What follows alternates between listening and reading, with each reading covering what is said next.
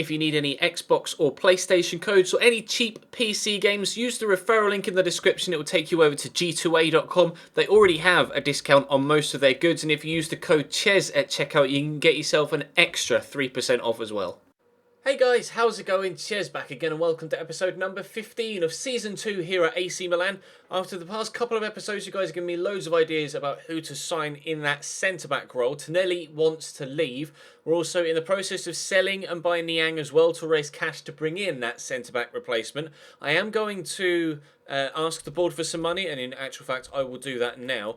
I can't remember whether we asked the board for some more money earlier on in the season. I think we may have done in the first window as well, but we'll say we'll reach the final of the cup and we'll say win the league title, because we are in a fantastic position now in the league. So hopefully if we submit that request, they might give us a little bit extra money. If they do, we might be able to keep hold of Mbaye Niang. I've added plenty of players to the shortlist now for this centre-back role. Thiago Silva is definitely a player that a lot of you would like to see me return to AC Milan, so he's on the list. 87 rated now at 32 years of age, and only valued at 22 million, so that is definitely a definite potential. Manolas is another favourite in the comment section. Caceres, maybe not so much. Leonardo Bonucci is a player we could look at. Daniele Rugani, initially when we started the save, would be a player that you'd have said, maybe it's not necessarily that realistic. However, Juventus have just signed, I may have to move myself out of the way here. If I forget to do it in editing, I apologise. But Juventus have signed Socrates from Borussia Dortmund for £20 million in this window. So they now have Barzagli, Chiellini, Bonucci, Socrates, and then Rugani. So, and also considering taking into the fact that we're top of the league by a margin and Juventus are down in 8th, I think actually Rugani moving to Milan might be a realistic transfer for the situation in this save right now. So I would be open to going after Rugani as well. I think I'm actually just going to remove Rudiger here, and I'll remove Caceres as well. Another player that Juve have that would be playing ahead of Rugani. Koulibaly was popular as well in the comment section, and Mark Bartra was mentioned a couple of times, but he's actually available on a free. We could sign Mark Bartra on a free. His contract is expiring in 6 months. That is something we could very much or very well do for a little bit later on in the series. Maybe if we're able or unable to find a player that we definitely want to bring in, then maybe Mark Bartra could be a good backup on a free for next season. If Niang does go, which I'm hoping he does, I may look to bring in Quincy Promes as our kind of one wild card transfer outside of Serie A or Italian nationals, although we do still have Riyad Mahrez here as well, who's obviously popular after an incredible season in the BPL this season. Insigne, Anderson and Mo Salah also remain on the shortlist, but the most important position right now is at centre-back, and Thiago Silva is going to be the main aim for me in this window to try and bring in. We mentioned yesterday and in the previous episodes that we were going to finish the window today, but actually there's been a quarter-final in the Coppa Italia scheduled in between the games against Sassuolo and Juventus. So we'll play Sassuolo and Udinese today, and then we'll play Juventus and have transfer deadline day in tomorrow's episode. So there's going to be one extra video from the transfer window than we thought there was going to be. You can see their confirmation in the news article there that Socrates has moved to Juventus for £20 million. As you can see, 28 years old now, Socrates. Had a couple of emails there, though. We'll have a quick look at those. They're going to give me an extra 14 million. Yes, boys. Really pleased with that. Right, reject the offer for Pato. Thank you very much, AC Milan board. That means that Mbaye Niang... do I keep him? Do I not keep him? Oh, we'll have to decide. We'll have to decide, because we are going to need a decent wedge of money to be able to afford to bring in someone like Thiago Silva. So we may still need to sell Mbaye Niang. I've got a number of players I'm still trying to sell, including Tonelli, Brown, Modic, Piccinocchi, Comey, Suso, Gabriel, Barreta and Paletta. If we can get offers in for some of them, we might be able to raise some funds and keep hold of Mbaye Niang. We'll have to wait and see. Chelsea hopeful of signing Mats Hummels, apparently. Hoffenheim have accepted the counter offer of 14 million, so they're going to talk to him and contract contract talks between Niang and Sunderland have broken down, so he's not going to Sunderland. He may, though, be going to Hoffenheim. That deal, if he accepts the contract, will be done. There is nothing I can do now to stop that deal from going through. Jose Mari, we will reject this. He is definitely going to stay. I like playing with him. Red Bull Leipzig as well will offer for him, but again, we'll turn it down. And we'll see what else comes in between now and the game against Sassuolo. Perrin wants to leave the club he's currently at, apparently, and Stuttgart offered me 8.5 for Niang. Not a chance. You give me 928. Yes, give me 928 million. Give me 16. They'll probably just reject that, but never mind. I think I'm kind of going round in a loop on my head. Do I not with them by Niang? I think I might. Laporte has gone to Arsenal for £28 million. That's interesting. Another offer for Niang, this time from Leicester City. Intriguing. If Leicester are interested in Niang, hang on a second.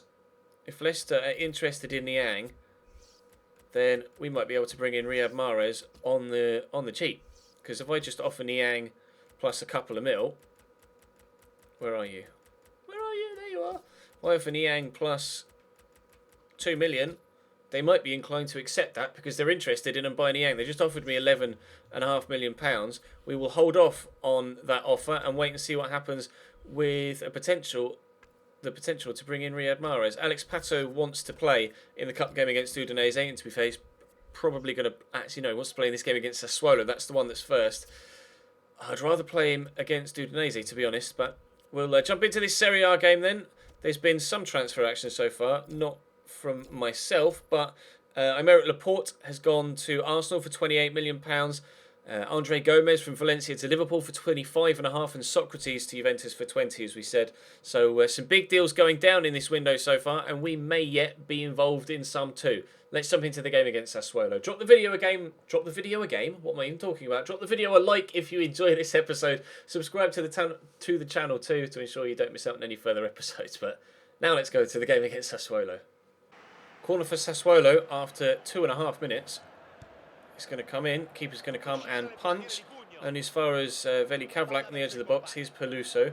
Back to Kavlak again. Into Kurtic, who's in the box. Scoops it to the back post. Dangerous! Sansone with a diving header into the side netting. Sassuolo starting off on the front foot. Defrel. He's done me there. I was waiting for the pass to... Oh, Sansone! Wow, what a strike. I was waiting for the pass to come and he didn't play it and just turned and ran off, and that threw me there. But what a hit. Great save from Donnarumma. He's keeping me in this. 5 saves he's made so far. Nice ball in by Kurtic. Headed away by Romagnoli. We'll try and catch him quickly on a counter if we can. Here's Verratti.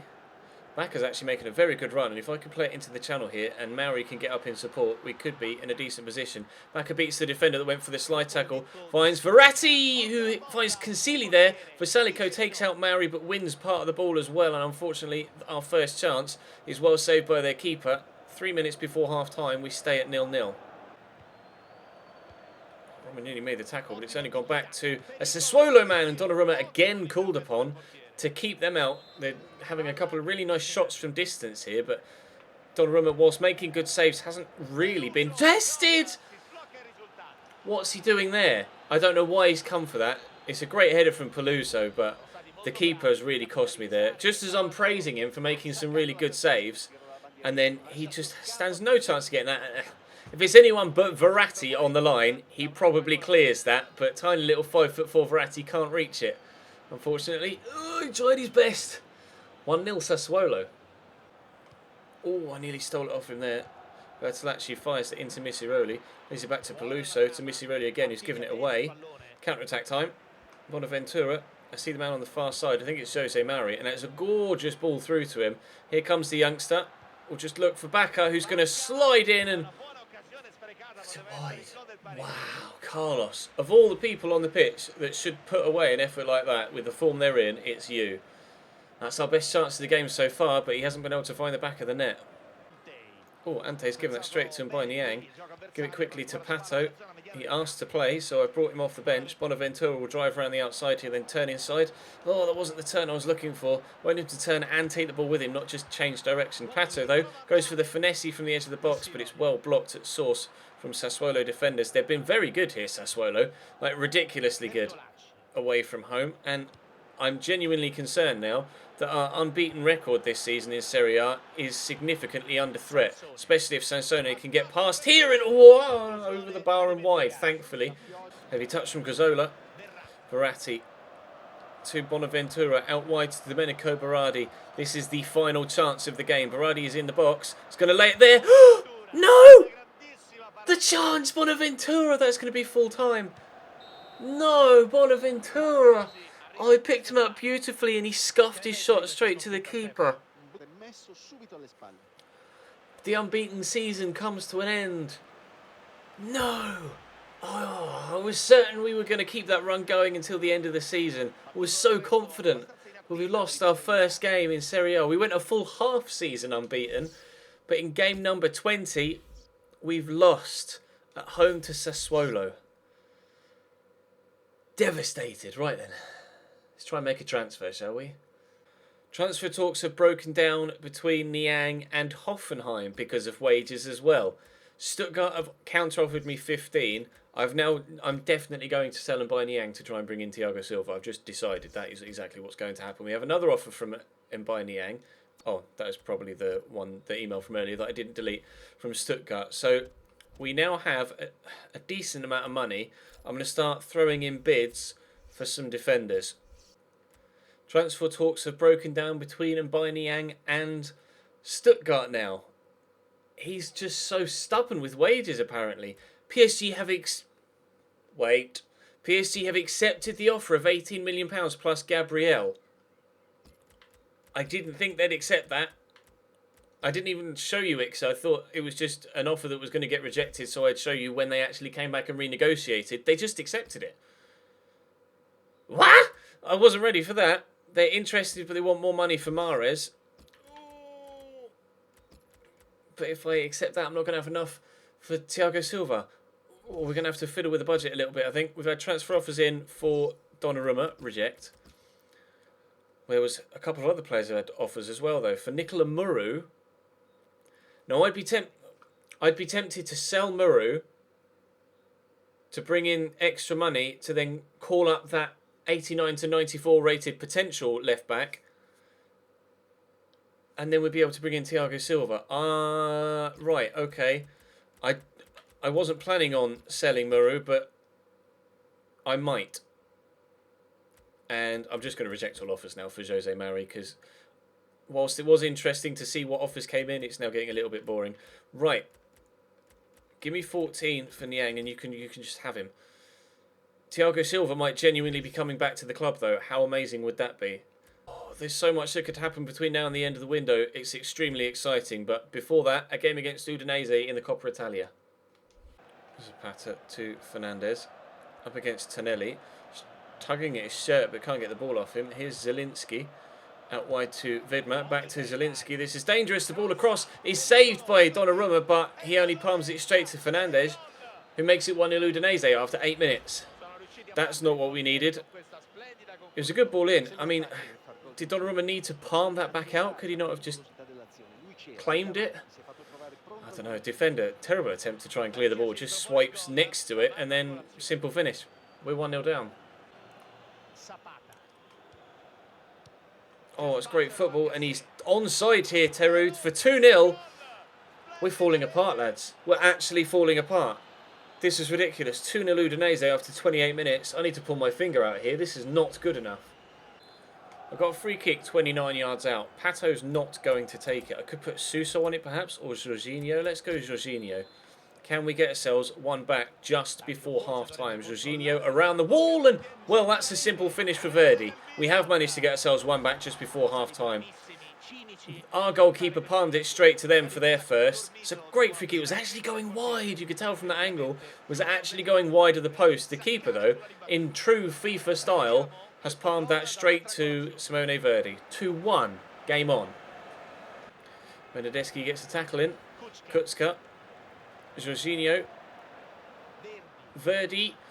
To equalise. Oh, Simone Verdi, you saviour. In the 89th/90th minute, we're back level.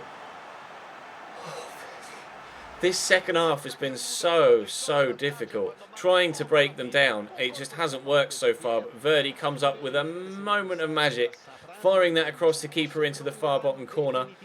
I think this goes to extra time, not a replay. But we've done it. We're back level. Simone Verdi with a brace. He's knocking on that first team door. He's definitely showing up Jose Mourinho recently. And I think Simone Verdi is going to be starting in that cam spot sooner rather than later. Jorginho to Suso. Verdi. Jorginho all quickly to Pato. Nicely done. Drop the shoulder. Jorginho's in. Jorginho for 3! Why couldn't we have done that? Why couldn't we have done this in normal time? Now everybody's got to play an extra half an hour. They're going to be dead on their feet. And I'm not going to have any substitute options for the game against Juventus. Never mind. We are trying to defend... Oh, a footwork from Pato was brilliant. And a good finish too. We're trying to defend our Coppa Italia title that we won last year. And, well, we're making hard work of it. But it might just still be okay by the end of this game. Yang. Looks to Kutzka. Oh, where do I pass? Oh, so many options. I don't know which one to use. Here's Yang for 4. Yes, 4. Bernardeschi. Another lucky deflection. 4-2. Game over. We're through to the semi-finals of the Coppa Italia. We've got a corner. Kutzka to take. In it comes. Niang. That is one of the worst headed shots I've ever seen. And the final whistle is about to go. Man United have equalised. Wow. Wow. I just glanced up. Palace had just gone 1-0 up in the FA Cup final and Man United have equalised like 2 minutes later. Ridiculous. 1-1. We just won 4-2 against Udinese. Let's go and see if we can get a transfer done. Right, Leicester have accepted... This is a really weird position and I think I've messed up here. Leicester have accepted the counter offer of 14 million for Niang, but he's also involved in this deal here for Riyad Mahrez. So I'm not sure what is actually going to happen here. You may have seen, and you probably did, glancing further down the email list, that Thiago Silva has accepted the contract offer. Thiago Silva is now, again, an AC Milan player. Welcome home, Thiago. He's back. That's a fantastic signing. Transfer offer accepted for Rugani, but we don't need him now. Sorry, Rugani. Thiago Silva is back at AC Milan. Now then, we'll have to wait and see what happens with the Mahrez and Niang deal. I'm not sure what's going to happen there. Time will tell. But today, we're going to end on the high note of getting through to the semi-final of the Coppa Italia against Udinese and bringing Thiago Silva back. Drop the video a like if you're pleased to see Thiago Silva back in an AC Milan shirt. Subscribe to the channel too to ensure you don't miss out on any further content. Tomorrow, we will end the transfer window. Hopefully, you guys will join me. I'll see you then.